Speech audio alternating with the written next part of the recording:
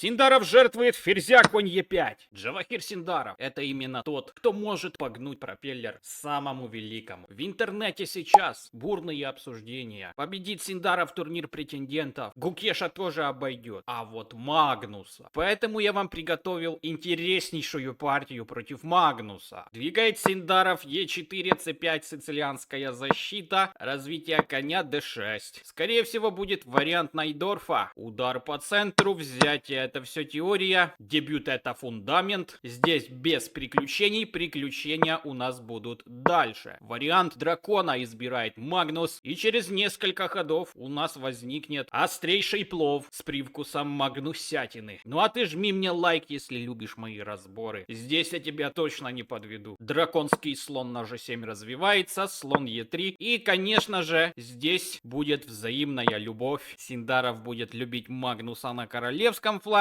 а Магнус на ферзевом. Тот, кто первый начнет атаку, обычно побеждает. Но есть еще факторы, конечно. Удастся ли одной из сторон отбить атаку? Удастся ли контратака? И что будет в эндшпиле? Сейчас мы все увидим. Джавахир уже начал синдарить свою пешку, и Магнус также отвечает b5. Пора. Ферзь d2, как в той поговорке. Налево пойдешь, золото найдешь. Но я не буду спойлерить. Этот ход идейный. Не только спрятать своего короля, но еще задвинуть на размен на h6. Там можно разменяться, потом открыть линию h, открыть как-то ладью и просто поставить мат. Но перед нами Магнус великий, поэтому так просто, наверное, не будет. Давайте смотреть. h5 огрызается, профилактика и маленькая неточность. Лучше было бы в этой позиции просто развить слона на поле b7. И после хода h5 Синдаров двигает g5. С одной стороны, да, он как бы фиксирует пешечную цепь, а с другой стороны занимает пространство на королевском фланге. Ретируется коник назад. И неожиданный маневр белыми а4. Тоже неточность от Джавахира. Лучше было бы сыграть f4 и начинать атаку f5.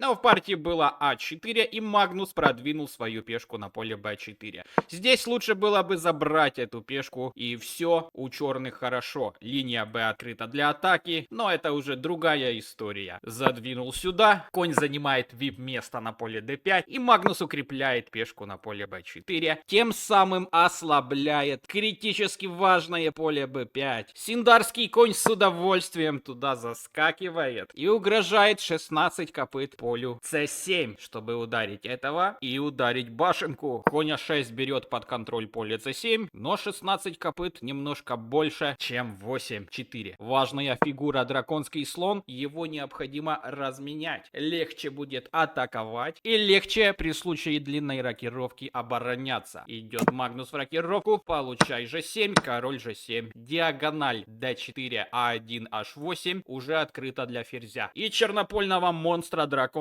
уже нету. Слон Е2. Легкое развитие своего слона. Вроде бы был ход, вроде бы его и не было. И конь с А5 выскакивает на поле С5. Угрожает ход Б3, чтобы в случае взятия сделать вилочку на Б3, ладья А1 и ферзь Д2. Поэтому, чтобы не было этого хода, Джавахир пихает на Б3. Слон Б7. Этого слона надо было бы развивать несколько ходов ранее. Но куда нам против великого? Давайте смотреть дальше. Рокировка в 3 нуля. И сейчас начинается самый острый плов. Ладья c8, чтобы долбануть на b3, сделать вилочку. Пешка забрать не сможет, так как связка. Поэтому король убегает из-под этой связки. Конь e5. Смотрите, какие кони. Именно они сейчас прыгнут как один из ингредиентов плова. Плов с кониной редко, но случается. Ферзь аккуратненько на e3, чтобы поддержать пешечку f3, подготовить какой-то ход прорывной, задвижной f4. Слон d5 ушел, забрал пешечкой, чтобы при случае потом f4 и на e7 будет провисать слабая пешка. Но партия закончится удивительным образом, я вам отвечаю. Я вам обещаю. Ферзь b6 подгоняет своего ферзя Магнус. И f4. Пешка на поле e7 слаба. Но Магнус тут задумал ставить мат. Идет Магнус. Идейка у него глубокая. Конь сюда на d7. Бить сразу на поле e7 плохо. Из-за того, что просто ловится ферзь. Некуда бежать. Да, как бы ты можешь ударить тут, но после размена у тебя падает слон. Так что с ферзем все хорошо, со слоном плохо. Синдаров Синдаров такое не зевает, поэтому играет после конь d7, играет конь d4. Магнус защищает пешку, и это зевок позволяет Джавахиру провести, возможно, решающую атаку в этой партии. Ты, если еще не поставил лайк, сделай это. Также подпишись. Завтра будем обозревать партию Каруаны против Джавахира Синдарова. Должен бы долбануть Каруаныча во втором круге. Будущий претендент. Связал Синдаров коня на поле d7. Король ушел. Непонятно, зачем этот ход был. Зачем он отходил. Возможно, чтобы не было никаких рандомных шахов или f5. Но все равно f5. Позиция Магнуса уже трещит по швам. Плюс 4 за белых. Потянет ли Великий такое, не знаю. Почему-то отводит ладью на поле g8, позволяет забрать пешку на поле e7. Но сначала Синдаров таранит коня на поле d7, конь d7 и входит ферзем на поле e7. Висит пешечка, пропеллер крутится, победа мутится. Надо защищать пешку, он как раз увел свою ладью. Это еще не цейтнот, ребята. Да, это блиц, но Магнус ведь силен. В быстром контроле, говорят в интернетах. Что ему это классика? Ему вывод в блиц. Вот пусть Синдаров попробует в блиц поиграть с Магнусом. Ну пусть попробует. Конь e5 выскакивает, чтобы защитить эту пешечку. Забрал. Пешкой бить нельзя, так как связка. Бьет ладьей. Подтягивается ладейка, чтобы принести себя в жертву древнеиндийским шахматным богам. И после размена на f7 ферзем закончить партию. Ферзем, пешкой, конем тут все на подхвате. Ладья сюда c7, чтобы защитить как-то поле f7. Тогда ферзь d8 по 8 горизонтали очень опасный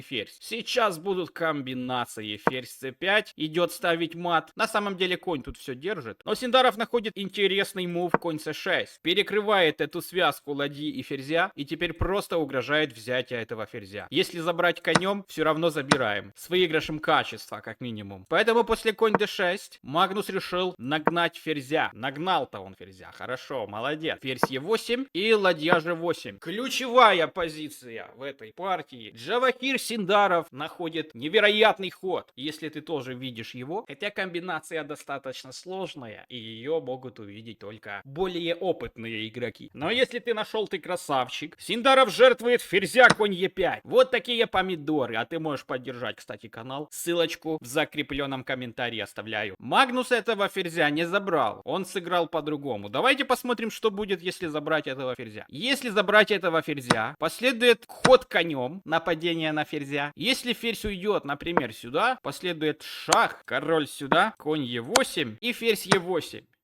Жертва ферзя была позиционной. Сразу не побеждает, но после ладья e1 позиция черных никудышнее. Да, там еще может быть какой-то ферзь c8, тогда h4. Две ладьи сильнее ферзя в этой позиции. Где-то ладья e7 угрожает, потом еще что-то. Плюс 7, короче, ребята. Что тут говорить? В партии же Магнус сыграл ладья c7, нападение на поле c2, чтобы как-то выкрутиться вечным шахом. Если, например, ферзь c2 заберет, тогда у короля единственное поле a1, все эти поля ферзь держит. Шах с c3 и шах с c2 это ничья. Но Джавахир здесь играет ладья f7, заставляет задуматься. Задуматься, зачем я сел играть. Надо брать. Забрал. И Магнус еще закрывается ладьей на поле g7. Тогда получает g6. Король сюда. Ферзь f8. Ладья g8. И вот такой вот моток. Партия закончилась красиво. Пиши в комментариях свой прогноз по завтрашней игре Синдарова против Каруаны. А также можешь посмотреть вчерашнее видео, как Джавахир пожертвовал коня прогнананде пропаганде. Кликай на конечную заставку.